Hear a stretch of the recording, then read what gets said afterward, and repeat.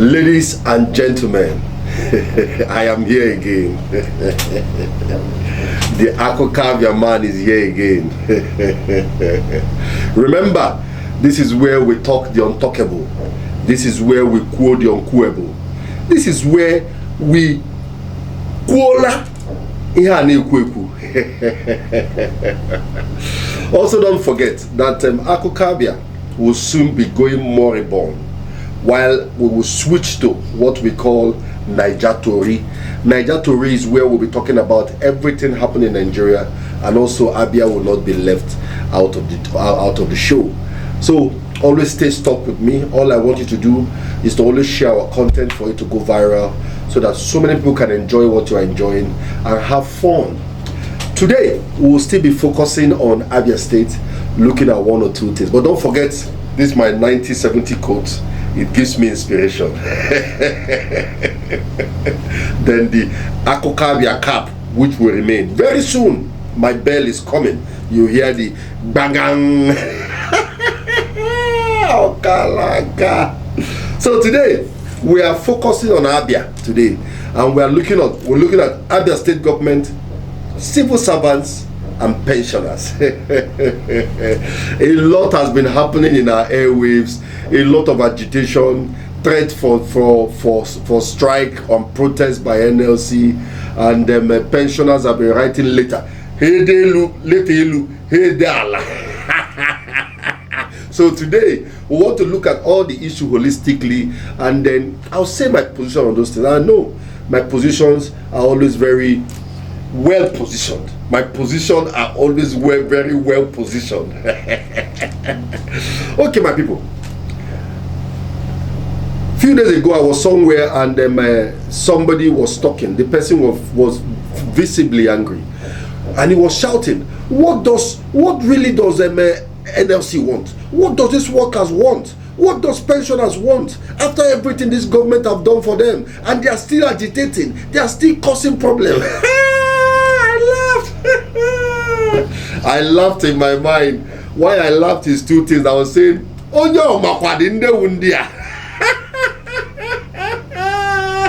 but that's by the way.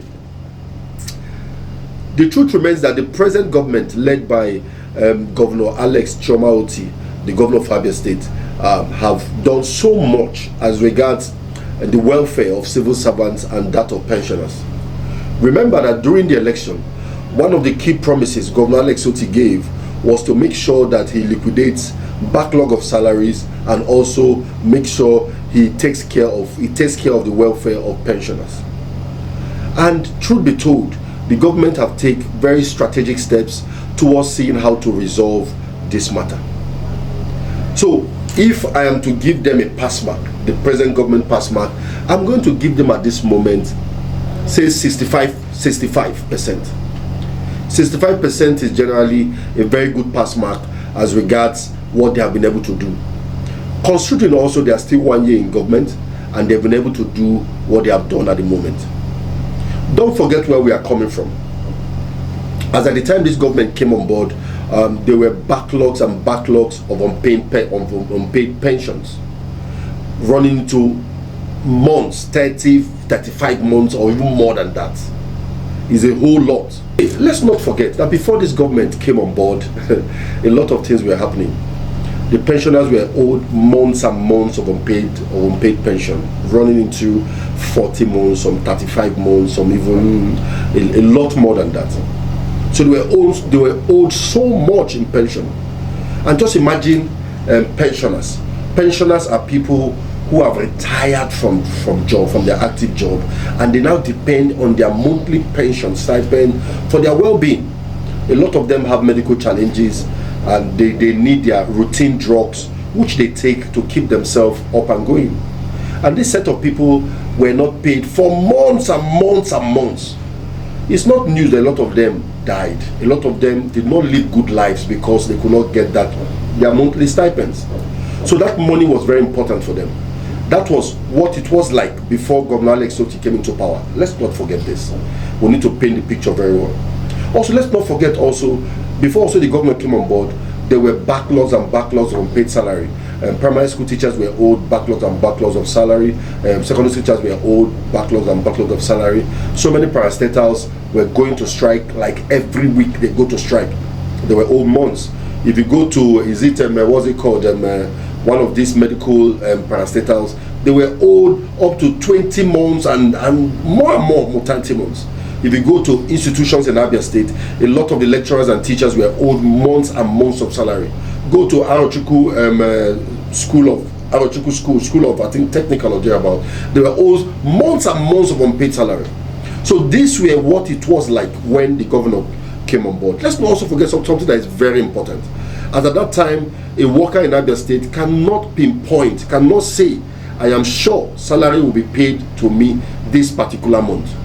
Even though the past governor had promised during his campaign period that on every 24th salary will be paid, but that promise was a mirage, as it didn't happen.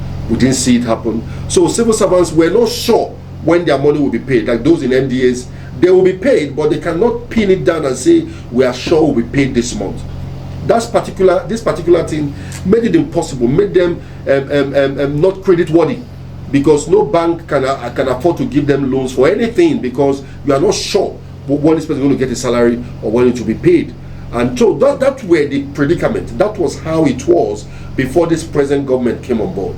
And when this present government came on board, a lot has changed. Remember that a few weeks ago, civil servant and pensioners, for example, the governor, during a media chat which he chatted with media people, which I was there, he made it known that 10 billion was used to see how to resolve the issue of backlog of salaries. Yes, there are still arguments here and there on that issue. That's one of the things we're going to discuss today too. But at least you will see a government that have made strategic attempt to see how to resolve that issue. 10 billion naira is what this government invested in that venture. Again, today, civil servants in Abia State are sure that their salary will hit them on the 28th of every month. So they have some level of guarantee that, look, my money will come. So that has boosted their credit worthiness. So if you go to a bank and get a small facility, the bank is aware that on the 28th or even 29th, your alert will hit and they can get their money back. So a lot of things have improved in our system as regards salary payment, as regards backlog of salary. And the government have also made us know that they are actively discussing with other groups which had backlog of salary and discussing on how to resolve the backlog and pay everybody off. So everybody was on the same page. Today now, pensioners are getting their pension as at when due, and they are getting their full pension as at when due. So a lot has changed. So based on the commitment of the present government as regards meeting the need and obligation of civil servants and pensioners, it feels somehow, some people will ask, are these people ungrateful with the actions they are taking now, or are they fighting for their right? For me, it is two ways. One is that I feel that with these actions that the present government have taken already, that civil servants and pensioners should look at the positive gains, should look at the intention, should look at the deliberate effort of the present administration to meet their needs and make sure their obligations are met. I think that's one part. That is very important part. And anybody in government today will not be happy with the actions they are seeing from the civil servants and pensioners. I know how they feel. Some of them will say, before we came into power, where was this happening?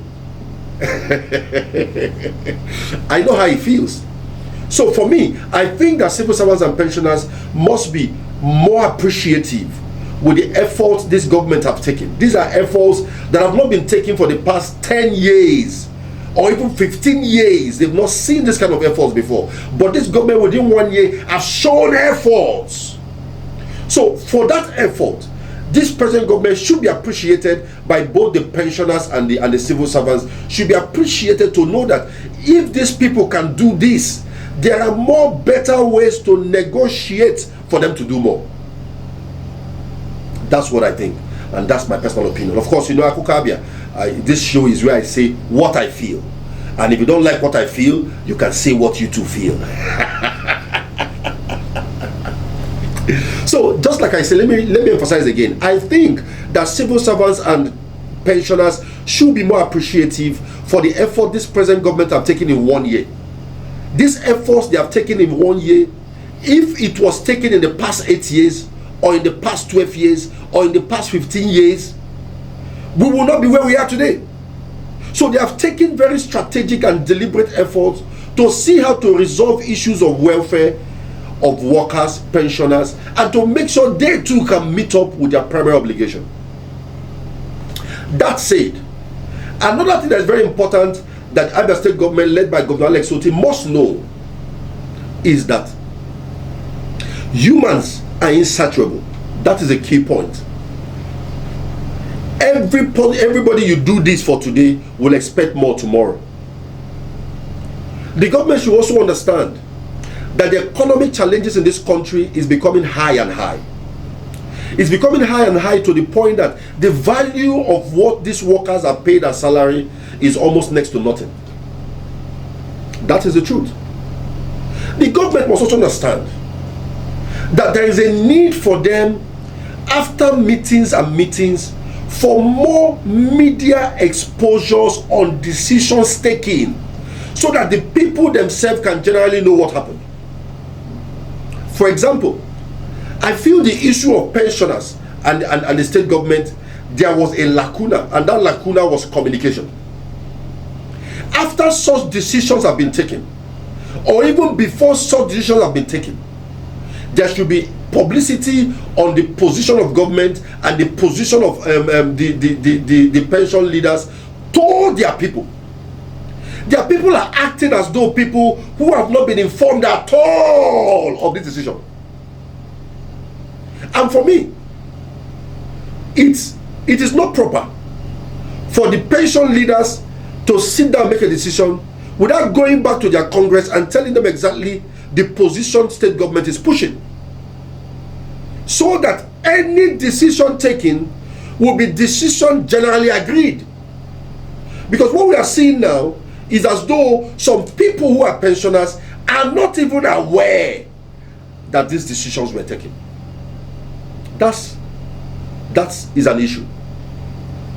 While I will say that so much blame is not with the government, but I think the leaders of the NU, is it NU, whatever it's called, the pensioners, their leaders have a lot of fault in this issue. There is always a Congress. There are limits at which leaders of every union, limited decisions they can take. So any decision they want to take that will affect the generality of the pensioners, they should go back to their Congress and put those matters on ground, and there are votes on it, and there are generalities on it. They cannot on their own make a decision for the general people when they're not carried along, especially when it's issue about finances. We know how long these pensioners have suffered in terms of waiting to be paid, what they have gone through. Most of them are very attached to this money. Most pensioners, if you tell them how many months are you on, they specifically will tell you the months because they are so attached to it. These people are our elders, and I think they should be taken care of more. So the pension leaders that took a decision with government without going back to their people to tell them explicitly what they decide have made a very big mistake. That's my view on that. But going forward, what do I think the government can do to resolve this matter? Very important, because government is for the people and the people are the government. Remember, this is common democracy, government of the people, by the people, and for the people. So even though the government and the pensioners have reached a decision and have signed an agreement, correct, and the government have activated that agreement by doing what they say they are going to do, that is wonderful. But it does not end there. No matter yes, government should be run like business, but government is not strictly business. There is a lot of welfareism as far as government is concerned. So I think the government led by Governor Alex Oti is important. They sit again with pensioners and look at what else can we do to make you guys a little bit more happy. You may not make them completely happy. Every one of them may not be satisfied, but go some more length to see how to make them happy. That's what I think.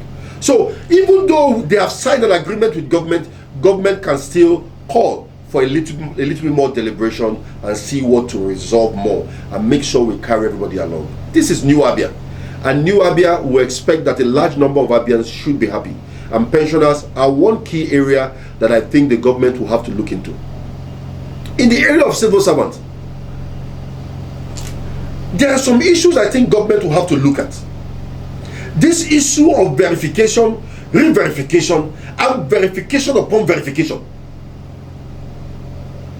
The process of this verification is too tedious. Most workers stand on the sun just to get verified. Most workers go through a lot just to get verified. I have seen a lot of them come to my office and tell me they have been owed months and months and months and months because of verification. A lot of them have come and talked about discrepancies in their name and stuff like that. And even to correct those discrepancies are a problem. I think government have to look into this. It's important that anything government want to do with the people must not go through a process that is tedious, that will make them suffer. The process must be seamless and enable them to do it stress-free. Any process that is too tedious for them, the process begin to lack its merit. That's the truth about it.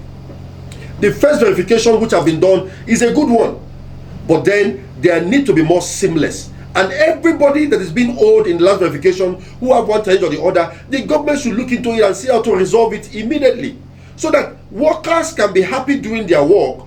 Workers who one way or the other have been omitted from paying for payment of salary verification should be rectified and should get their salary. It's very important. We cannot talk about the challenges which are the outcome of the first verification and we want to go into another verification. I don't think that is completely correct. The government need to look into that and see how to resolve that very well. Again, very important, just like it's happening everywhere, there is a need to add something on the welfare of civil servants in Abia State. But let me tell civil servants one thing that is very important, in case they don't know. Civil servants are not the only ones in Abia State. Civil servants, in fact, are like 10% or even less than that of Abians. We have numerous other Abians who are looking for one thing or the other from government. They should not put themselves as a Gadabatiruzo. As at this moment, the state government use almost about 4 billion or above to meet up with the wages and salaries of workers in Abia State. 4 billion. How much is our total income? So while they are agitating for increase in salary, they should be considerate that the government also have other people they need to meet their welfare, which is the other people of Abia State. I want to thank everybody for this show.